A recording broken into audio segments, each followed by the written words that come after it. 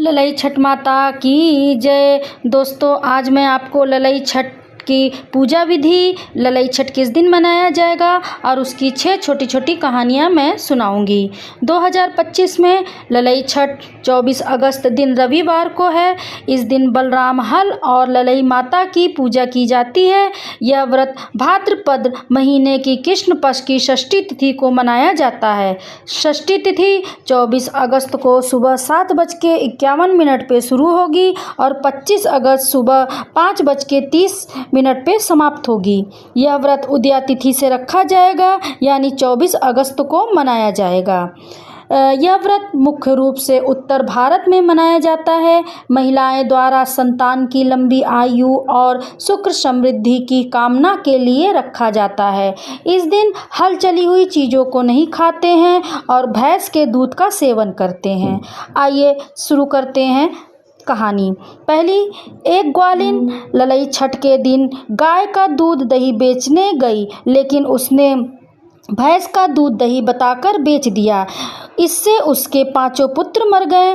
बाद में उसने अपनी गलती सुधारी और भैंस का दही वापस करके अपने बेटों को जीवित पाया। इसके बाद वह हर साल ललई छठ का व्रत रखने लगी। बोलो ललई छठ माता की जय।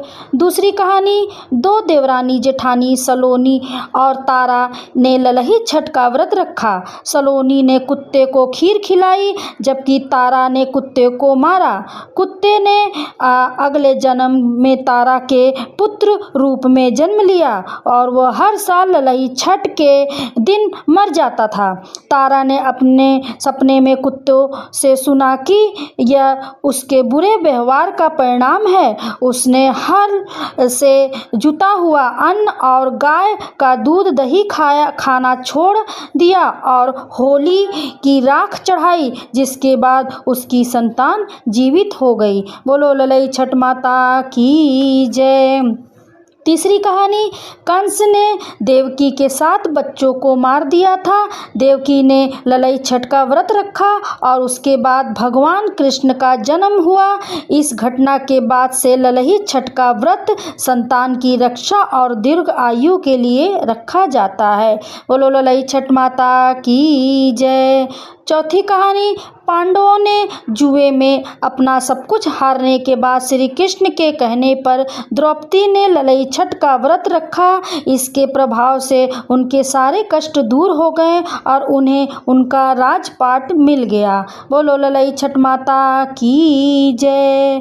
पांचवी कहानी, युधिष्ठिर और द्रौपदी ने ललई छठ व्रत की महिमा सुनकर उत्तरा के साथ व्रत किया और उसके प्रभाव से उत्तरा के गर्भ से मृत बालक को जीवित पाया गया, जिसका नाम परीक्षित पड़ा।